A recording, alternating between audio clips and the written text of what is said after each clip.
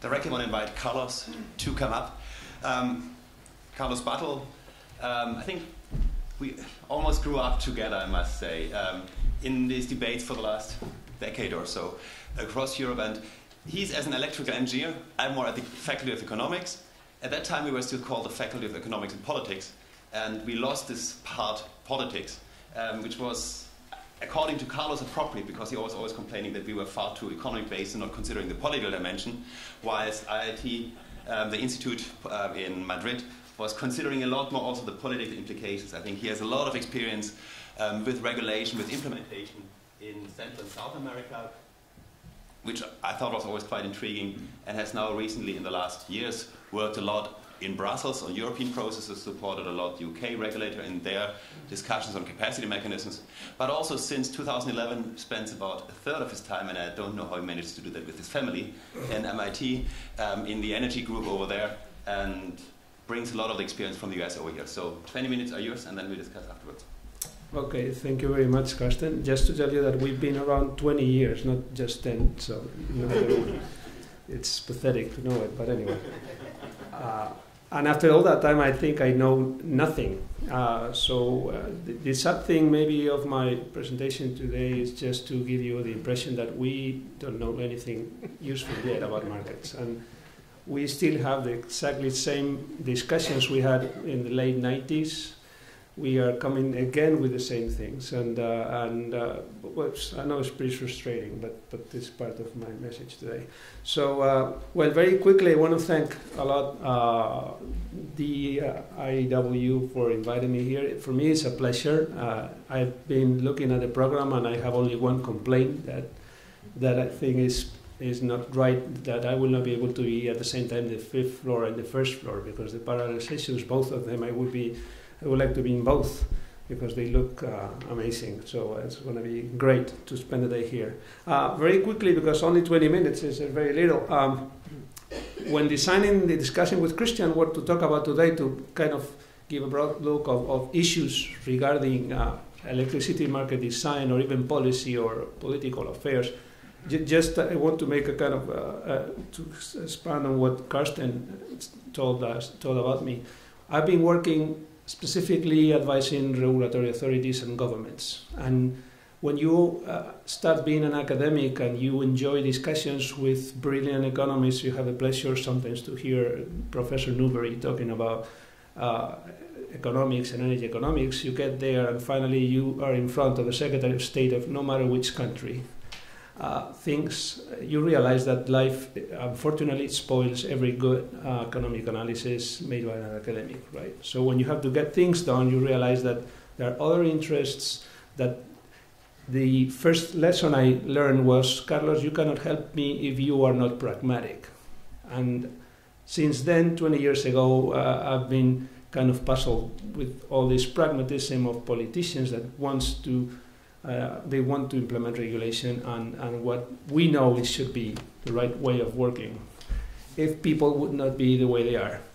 So I will begin very quickly on being a little bit naive, on just reminding you the good things. I know I've seen in the program there's a very interesting presentation on benefits for integration. So then I will talk a little bit very quickly on some issues that I think that deserve some discussion regarding specifically market design and renewables. So some more detailed discussions on pricing rules, and markets design, balancing market design and stuff, very detailed. Unfortunately, I'm not going to go into the detail of the discussion in each issue, but just I want to raise them up, and if anybody is interested in going beyond in that thing, we can talk like 4 hours on each one of the bullets of the topics, but just want to put them on the table.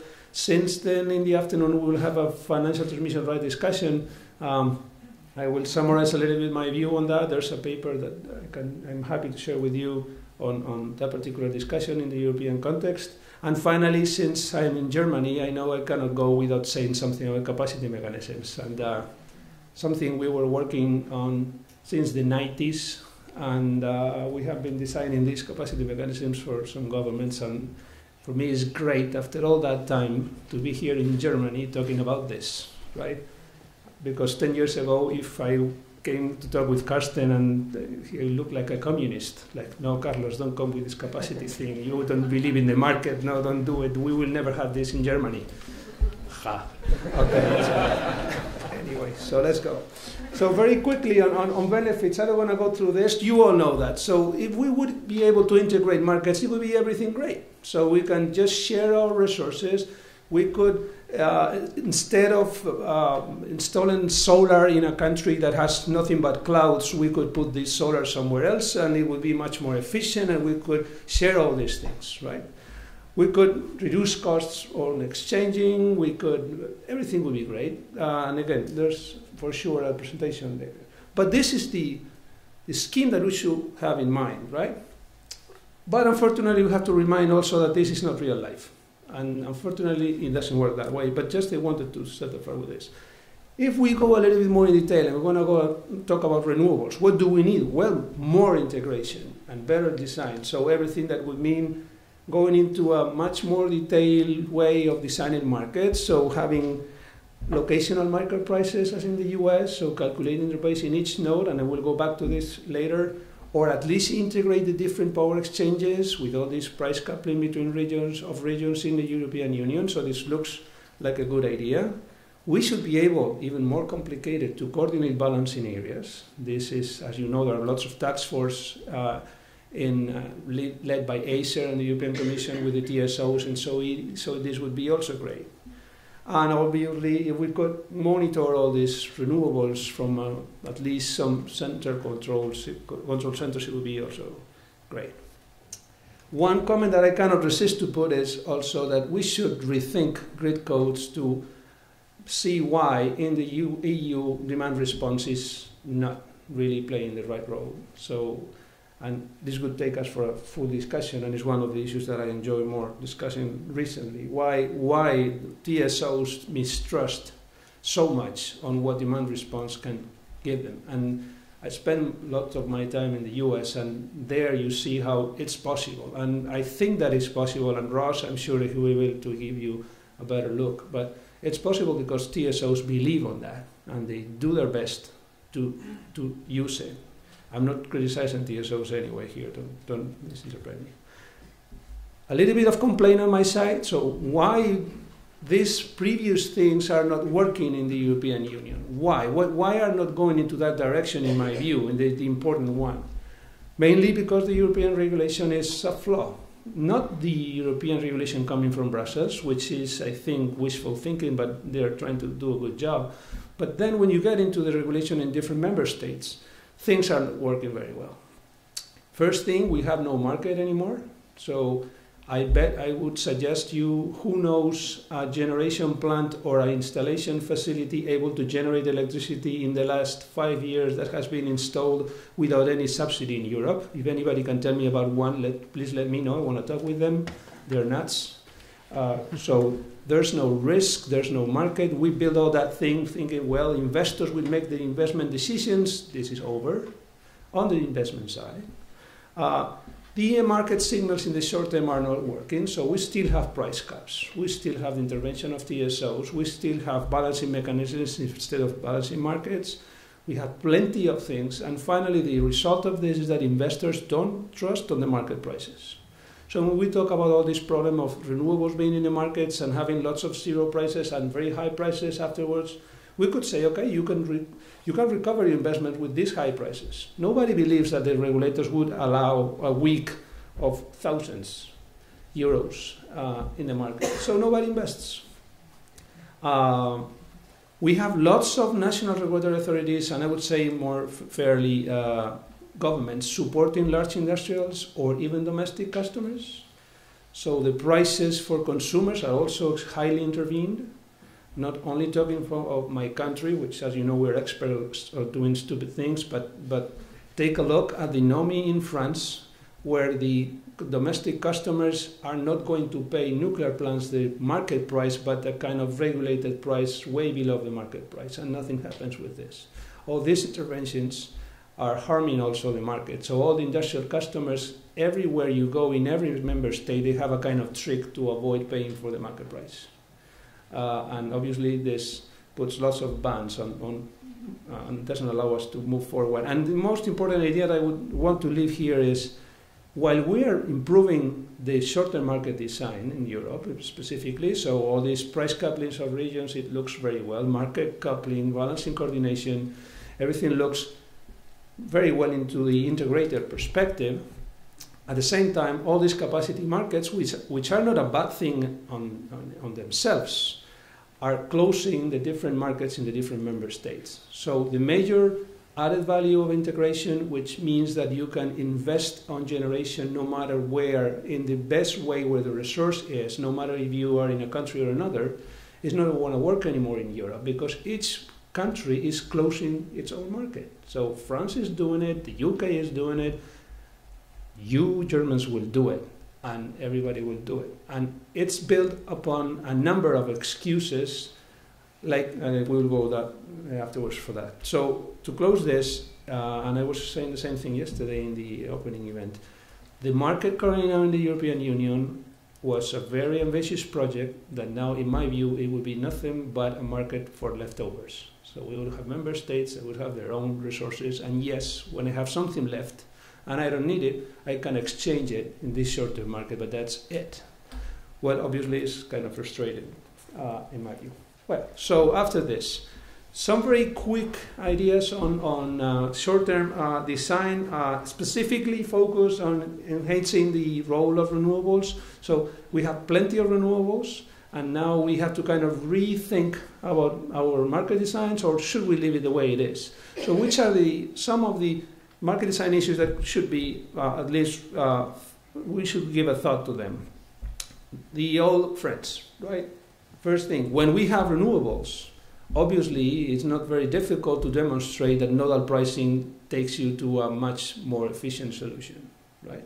Renewables are spread all over the place. They have different dynamics. It's not just that you create permanent load pockets in different places, as it is, for instance, the case in Texas, where the wind is there in the handle pan, in the pan of the handle of the pan, only in one place. But here in Europe, we can have different dynamics. So we will have lots of moving locational prices. And if we keep on sticking to these zonal prices, we will have more inefficient solutions. I think this is not something anybody can argue.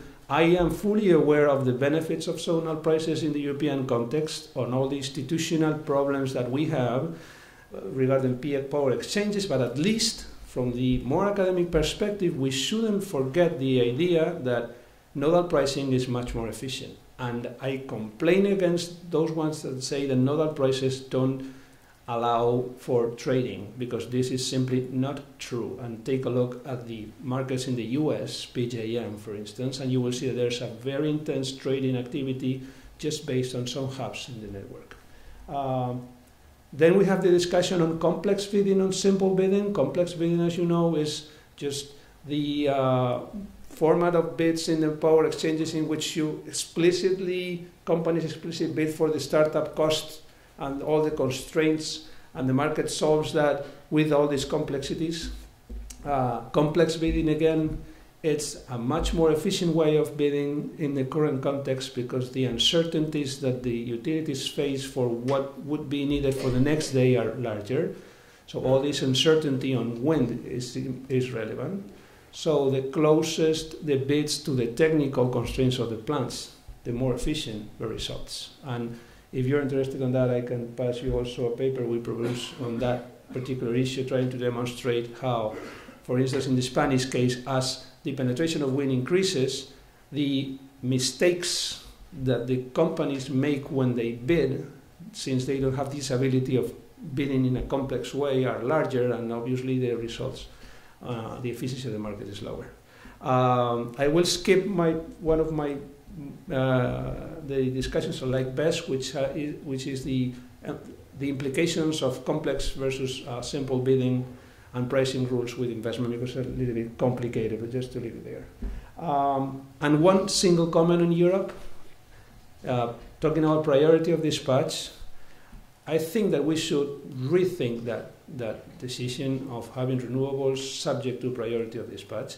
My message for the renewable lobby is that it's not even good for them. So currently now, it was a good idea at the beginning as a kind of support for renewables, but I think that this is going against the renewable lobby now because it's giving a very bad message, and it wouldn't be such a problem if we would come back to an economic dispatch.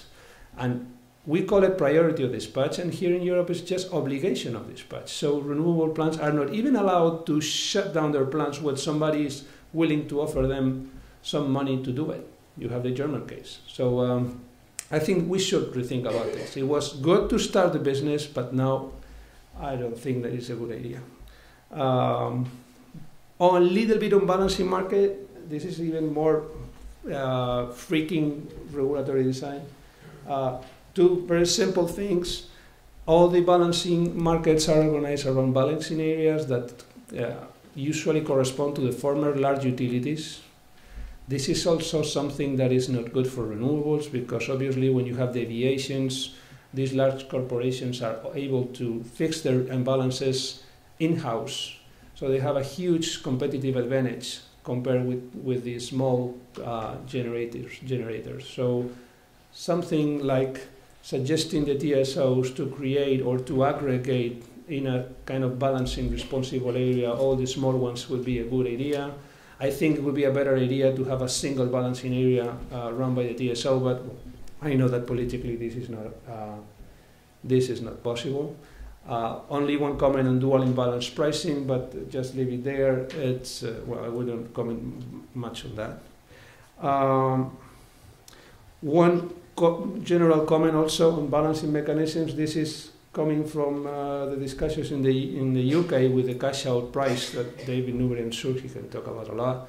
We should try to move TSOs towards balancing markets not only at all levels. So it would be very relevant to have price references in the short term, 1 hour ahead of time, everywhere we are, for specifically allowing a better penetration of renewables. We would have better signals for backup generation to know if it makes sense or not. We would have better signals for flexibility. We still have some member states in which we have no balancing market, so there's no way to see a very short-term price to give a value to flexibility. And one simple thing is that we still have many balancing markets in which the reserves to balance the system upwards or downwards are bought in the same package instead of creating two different products, one to sell balancing reserves up so you can increase your generation and another one to decrease them. Obviously this is a bad design for renewables, which could reduce their output, but obviously it cannot increase their output. They could do it, but it would be very inefficient for them. So I think that this could be also changed. Jump. Some issues on market design, and now a little bit on physical and financial transmission rights. Since this is the discussion for this afternoon, I wanted to leave here a couple of messages. First thing, as Christian was saying before, the first thing that you need to do when you are going to discuss about the financial transmission rights, specifically you want to do it overseas, not just here in Europe, is try to agree in a common definition on what you're talking about. This is something that I realize every time I'm in Boston, that I have to... so here what I'm going to discuss is just the European context in which a financial or physical transmission right is something to hedge on the price difference, not between two nodes only, which is the US approach, but between two nodes that are in different member states. And this changes the thing dramatically. So we talk about cross-border, international cross-border hedge. Quickly on terminology, we have had this perennial discussion in Europe on whether these transmission rights should be physical or financial, and what's better, a physical one or a financial one. So the first definition for transmission rights would be on what I'm going to discuss later. It's just a a hedge contract that the TSO issues only having as a backup the congestion rent. I'm not talking about a hedge between two market agents. This is what we usually call in Europe a CFD. I'm just going to talk about the emission of hedges from the TSOs on the price difference, and naturally these TSOs, the owners of the networks, are the owners of the congestion rent. You know, the congestion rent is the difference between the price difference that arises when you have an saturated and overloaded transmission link. This would be the first clarification. Second, when I talk about physical transmission rights, I will talk about the new physical, not so new physical transmission rights in the European Union. That involves that the owner of the physical transmission right cannot block the interconnection if they don't want to use it. So at gate closure, if they have not programmed any transfer through the interconnection, this right is resold in the market. This makes physical transmission rights in Europe very similar to financial transmission rights, extremely similar. And I will talk about in my view, the only difference between both. And as I said, contrast for differences, very typical from our Nordic friends, are just free market hedges on the price difference, but the counterparties are purely market agents, not the TSO. Clarifying this thing, are financial transmission rights better than physical transmission rights? Yes, I think so.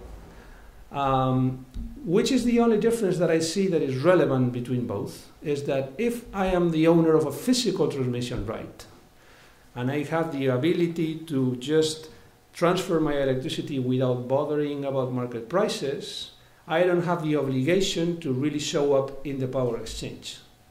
I have a physical capacity for my use. I contract with a consumer at the other side of the border.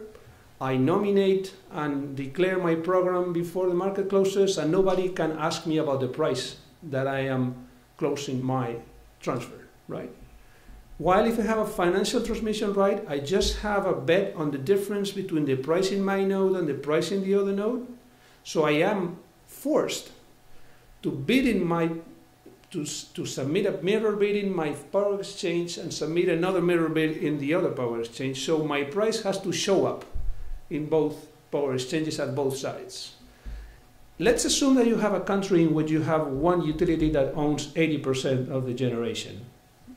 You would say, no, this is not possible because it would not be a market. But it might happen somewhere, right?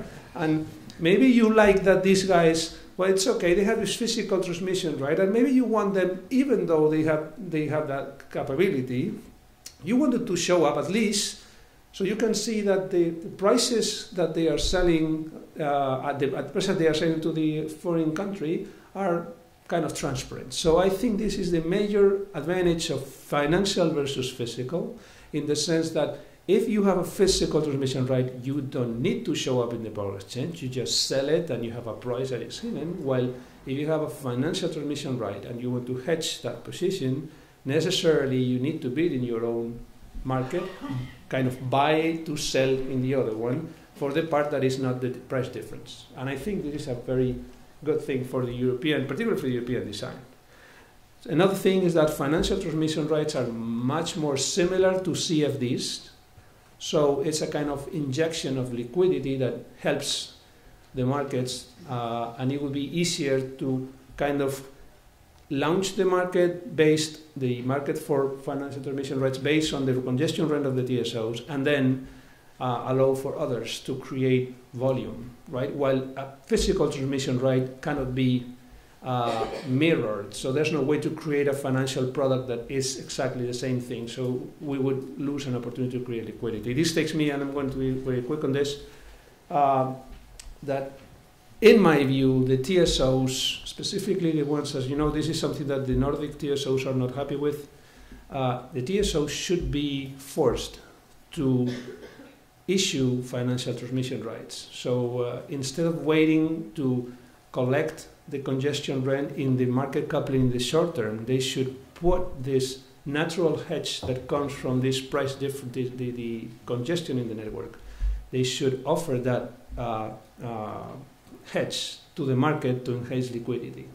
We should not lose this opportunity to increase a little bit the liquidity at both sides, which is one of the major problems for trading in Europe. And I'm going to close with the last very quick discussion. I already talked about the leftovers on capacity remuneration mechanisms. And 2 minutes or 3.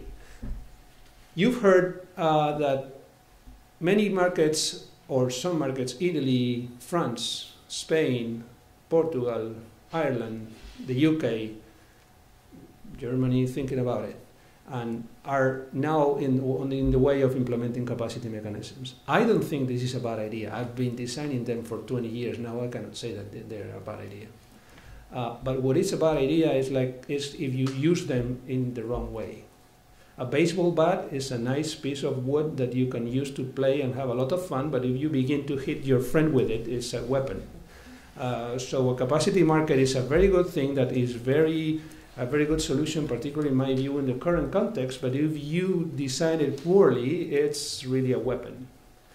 And it's a weapon to close, as I said before, markets. And as somebody was saying yesterday, it's a weapon to renationalize the European market for electricity. On that thing, this is what I just said. I think that the European Commission, and this is my message every time I have the opportunity to discuss with the DG Energy in Brussels, is that it would be, again, naive. It would be great if we could have a pan-European capacity market, right? It would be great. But if my grandmother would have a mustache, it would be my grandfather, right? So this is not possible. Let's face it. So we couldn't ask the European Commission to do this. It's a waste of time. But we can ask them to do something, which is at least, first thing, force the member states, once they design a capacity mechanism, force them to treat equally the generating units in other countries as in the same way they treat the local ones. In other words, if somebody is designing a capacity market in France and generating units in France are bidding in these capacity markets, the generating units in Italy, in Spain, in the UK, in Germany should be allowed also to bid on equal terms. This is not happening. Why? Because the argument is we cannot rely on interconnections. I am not saying that you should buy everything in Germany, but at least they should be forced to buy what fits through the interconnection. This would be the first thing. To do so, we would need another thing, which is forcing the governments to respect contracts. This is in the European Directive, Article 4.3. So if for some reason France has a capacity mechanism and buys firm capacity from a German unit, and then both countries are in danger and they have scarcities, the German government should allow this generating unit to export even if they have a problem in their own country. I'm putting this example as you could put any other, right? And this would be something that the European Commission should care to respect, that it is not happening so much. Once you do this, there are just small details that you should guarantee. Obviously, one generating unit in France shouldn't sell a capacity contract to the French TSO and at the same time to the UK TSO. Well, this is as easy as coordinating TSOs. Easy as coordinating TSOs. But, well, let's try. Okay? This is the first thing. So, opening capacity markets to foreign generating units, it's possible. It's just a question of political will, right? The problem is that we don't have that will. And 2 more messages to close, and I know that Karsten likes this one. Capacity reliability markets don't interfere, if properly designed, with short-term markets. This is just not true. Usually, many of the arguments that are raised in this direction are revealing not problems for the capacity market, but problems for the short-term market that is not working properly.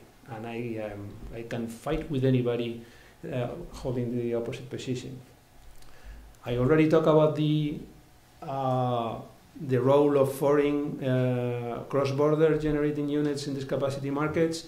One message from the European Commission in the last draft that they are going to, I think they're going to publish in the next month, they keep on saying that you cannot have these generating units from outside bidding in the local capacity market because they need to reserve capacity for financial transmission right. This is simply not true.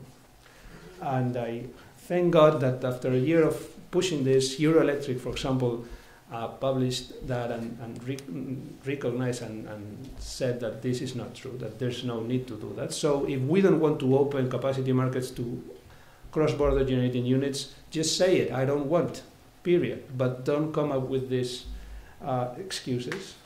And finally, I close with this. Capacity markets have very good things also. For instance, they were a good opportunity in the UK to force them to have a liquid power exchange. So you have a capacity market that is selling contracts based on, for instance, call options or something like that. So when the price goes very high, you have a scarcity. It's a good excuse to, for instance, redesign your market so that you have a balancing market. Unfortunately, this didn't happen in the UK. Ofgem was pushing into that direction, but they didn't do it. So they had to design a different product that is a mess. They're a great opportunity to enhance demand response, because demand response in Europe would need some years to really see that there's an opportunity and that reducing the peak has a value, right?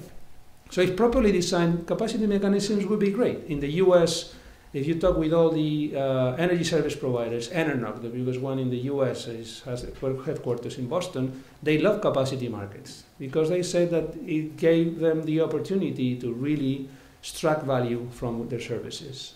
We are also losing this opportunity in Europe, and I close with this. Why? Because the real reason for capacity mechanisms in Europe is not market design. It's just saving large utilities that are having a bad time with these reduced load factors. And they are not guilty for that. It's just all this huge penetration of renewables that we have. So I close with this. Sorry if I pass my time. Thank you very much for your time, and I'm willing to...